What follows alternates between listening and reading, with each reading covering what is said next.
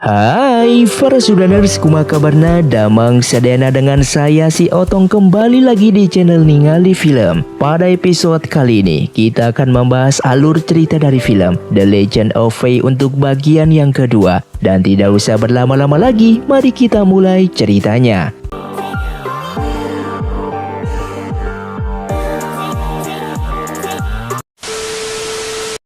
Film pun dilanjutkan dengan Fei yang kembali menemui Suzu. Ia memberikan pakaian milik klan Nori dan mereka berdua mencoba untuk menyamar. Sedangkan Xion sedang bertemu dengan seorang pria yang bernama Bei dan ia juga dibawa ke suatu rumah. Di sana ia bertemu dengan seorang pangeran yang bernama Zichen. Orang inilah yang sedang dicari oleh Tiansu dan Zichen memanggil Xion dengan sebutan kakak angkat. Saat itu Xion berusaha pergi dari sana untuk mencari teman-temannya, namun dihentikan oleh Zichen karena ia mengatakan saat ini Xion masih terkena racun dan belum bisa mengeluarkan kekuatannya. Hal itu sangatlah berbahaya apabila Xion bertemu dengan klan Nori. Maka dari itu Zichen mengutus para pengawalnya untuk mencari teman-teman Xion di luar sana. Sedangkan salah satu sahabat Chen Fei yang memiliki penginapan ternyata telah berkhianat. Ia sengaja membakar penginapannya sendiri agar bisa membunuh kedua anak Jenderal Luo yang sudah disuruh oleh Tianjin.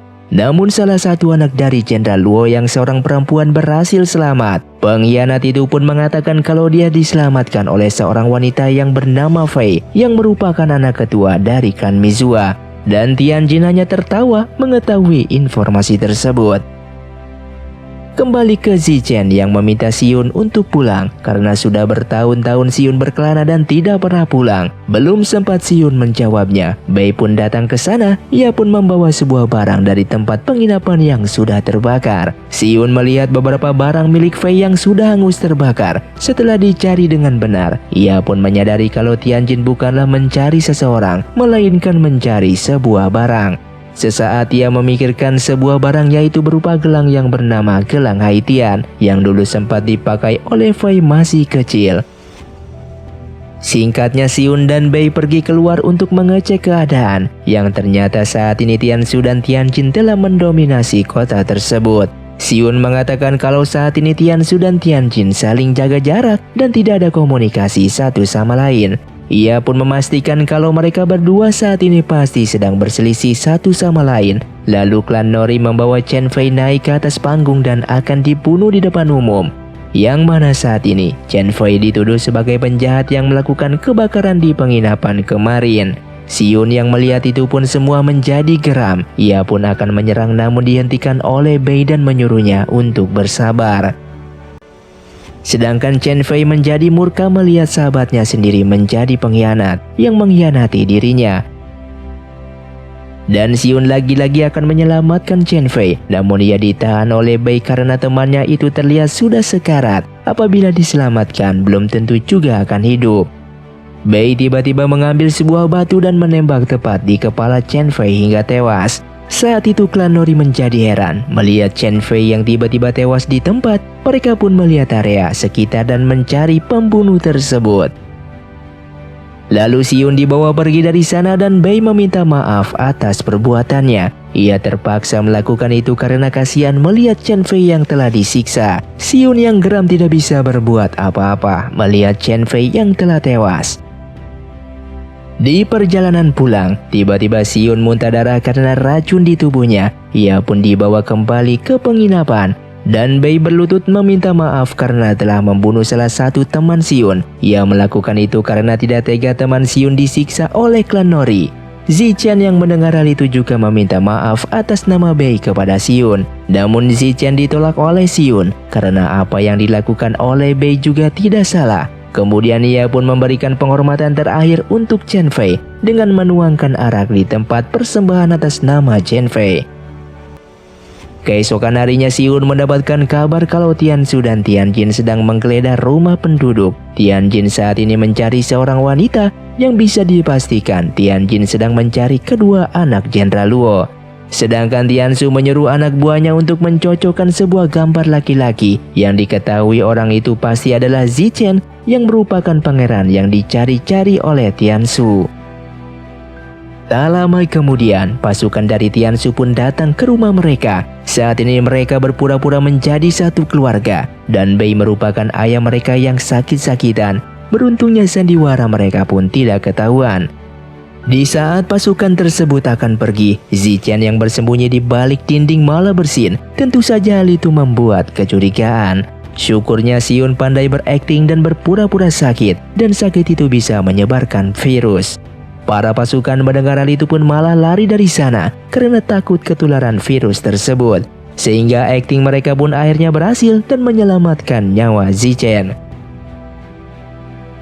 Di lain tempat, Fei dan Suzu sedang bersembunyi di salah satu rumah milik istri kedua hakim daerah. Di saat akan pergi, mereka bertemu dengan seorang wanita, dan wanita ini merupakan istri kedua hakim daerah. Namun wanita tersebut seperti sakit jiwa. Terlihat ia ngomong ngelantur kepada Fei, bahkan dia juga tersenyum tidak jelas dengan mengatakan kalau Fei dan Suzu mau keluar dari rumah itu, mereka harus bisa mengalahkannya terlebih dahulu. Sesaat ia juga tahu kalau Fei menguasai ilmu berpedang pemecah salju dan ia mengatakan bisa mengalahkan jurus tersebut. Setelah ngomong dengan tidak jelas, wanita itu pun pergi dari sana sambil tersenyum. Kemudian seorang pelayan di rumah itu yang telah menyelamatkan mereka mengatakan untuk tidak usah terlalu memikirkan perkataan wanita tadi. Lalu mereka pun berbincang-bincang satu sama lain. Dan Fei menceritakan kalau dirinya merupakan anak tetua dari klan Mizua yang bernama Jinrong. Dan kakeknya bernama Li Xiu yang merupakan ketua klan Mizua terdahulu. Pelayan tersebut yang mendengar hal itu seketika mengajak mereka masuk ke dalam. Dan pelayan itu pun menceritakan sesuatu hal. Yang ternyata wanita setengah gila tadi merupakan teman dari kakek Fei. Dan dia juga tahu tentang klan Mizua. Yang dimana wanita setengah gila tadi bernama Duan. Dan di saat itu, Duan membawa seorang bayi dan ia sedang diserang oleh beberapa orang. Pelayan itu pun tersengaja melihat dari kejauhan.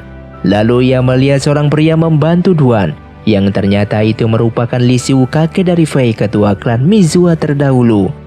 Terlihat Li Xiu berhasil mengalahkan para penjahat dan berhasil menyelamatkan Duan yang sedang membawa seorang bayi. Karena peristiwa itu, mereka berdua saling kenal satu sama lain. Kemudian Duan berterima kasih karena telah menyelamatkannya tadi. Di sini Duan dengan berani menyatakan cintanya, padahal mereka baru saja bertemu satu sama lain. Tentu saja cintanya itu ditolak oleh Li Xiu, dan ia menyuruh Duan untuk mencari pujaan hatinya di luar sana karena ia tak pantas menerima cintanya. Sehingga penolakan dari Li Xiu yang membuat Duan menjadi patah hati. Ketika saat sedang asyik bercerita, Duan pun datang ke sana dengan menghampiri mereka. Di sini Duan lagi-lagi menantang Fei untuk berduel karena ia tahu kekuatan berpedang yang dimiliki oleh Fei berasal dari Li Xiu, sehingga mereka pun bertarung satu sama lain. Di tengah pertarungan itu, Duan dengan mudah mengalahkan jurus berpedang pemecah salju milik Fei. Duan yang merasa kecewa karena jurus pedang pemecah salju milik Fei tidaklah kuat seperti kakeknya. Fei yang mendengar hal itu merasa tidak peduli dan bergegas kembali ke kamarnya. Namun Duan secara tiba-tiba memberikan kekuatan miliknya kepada Fei yang seketika membuat Fei langsung pingsan setelah menerima kekuatan tersebut.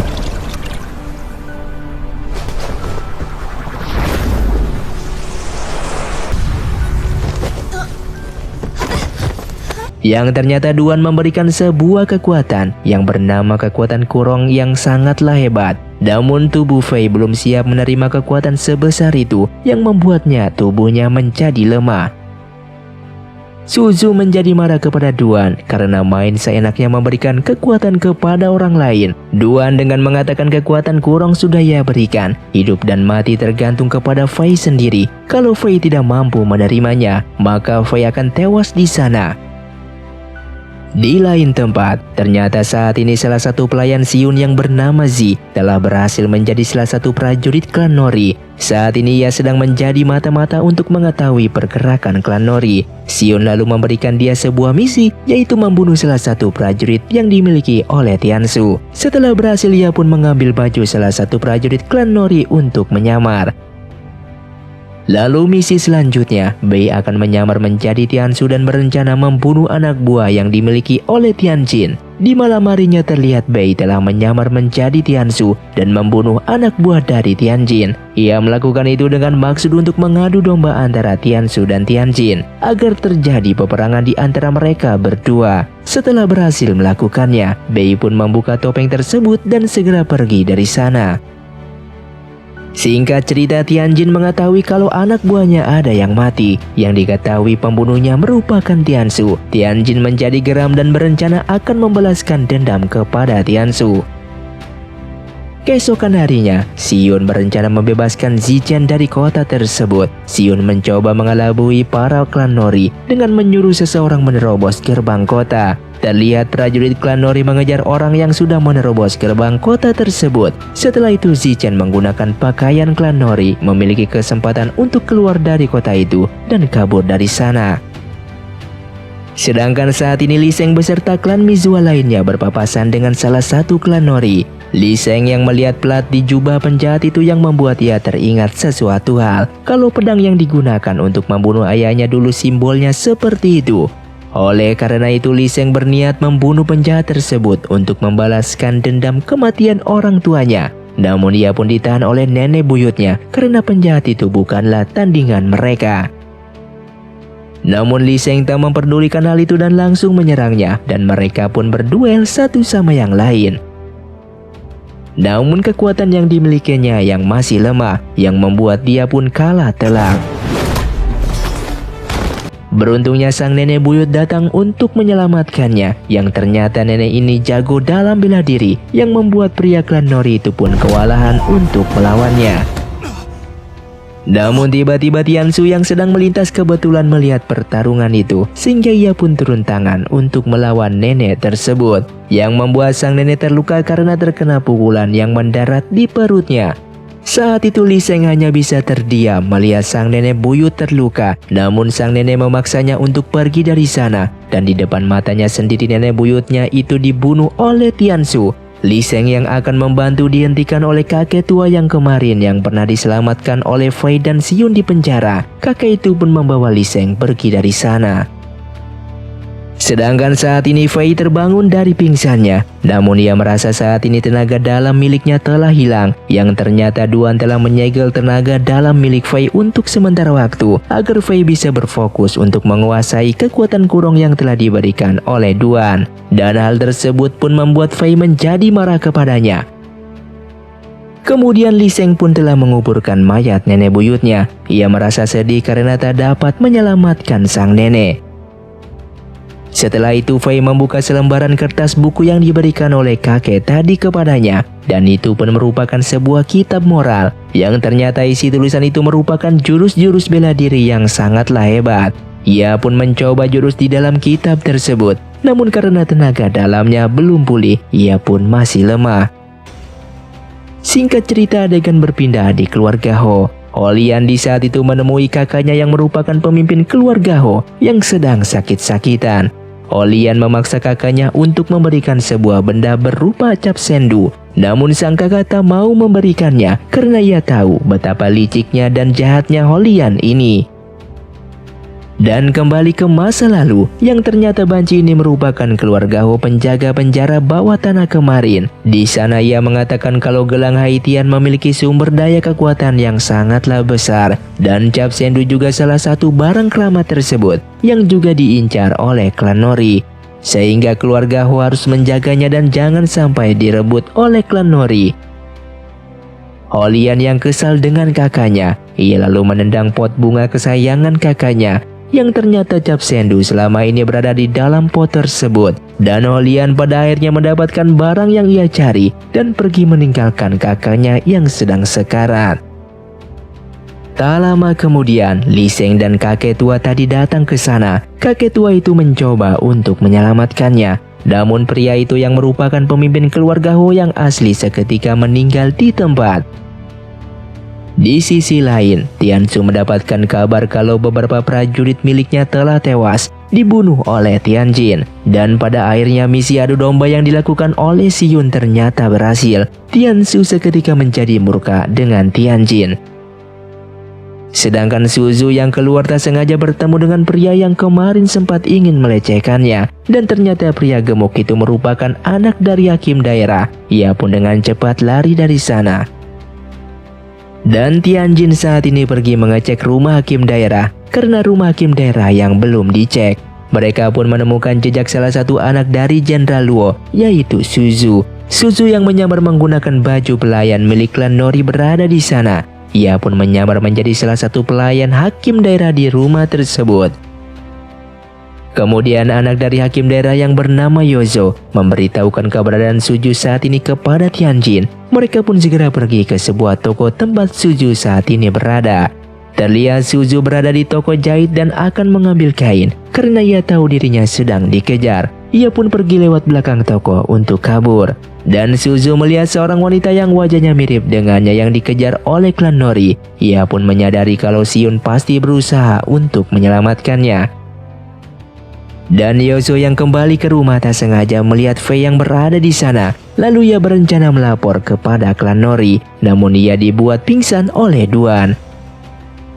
Singkat cerita, Xiyun menggunakan pakaian klan Nori untuk menemui Suzu. Namun Suzu tiba-tiba dibawa pergi oleh Duan dan Xiyun pun mengejarnya.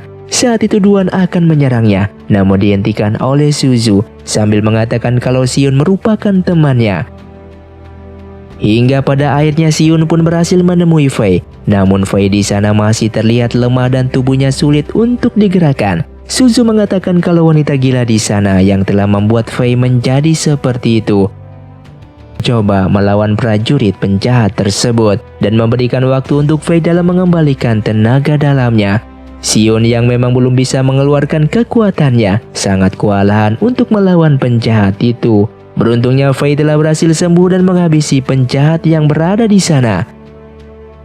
Setelah itu Xiyun pun memberikan pedang tersebut kepada Fei, yang dimana pedang itu memang ia belikan untuk Fei. Di sisi lain, pertarungan antara Duan dan Tianjin sedang berlangsung sangatlah sengit, dan Tianjin begitu mudah dikalahkannya.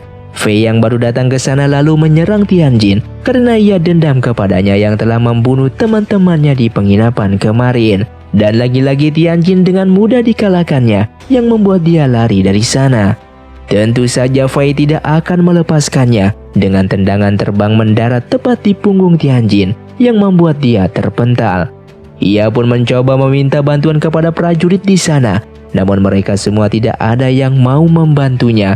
Setelah Tianjin lihat, ternyata mereka semua prajurit dari Tiansu. Tentu saja mereka semua tidak mau membantu Tianjin. Karena tak ada jalan lain, Tianjin pun pada akhirnya terpojok dan memohon kepada Fei untuk tidak membunuhnya.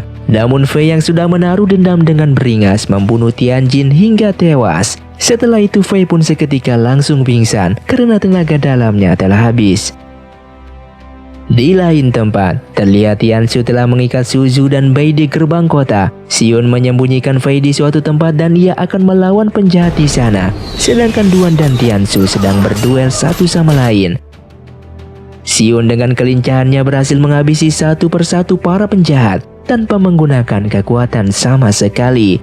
Yang ternyata Fei pun telah sadar dan membantunya melawan para penjahat tersebut.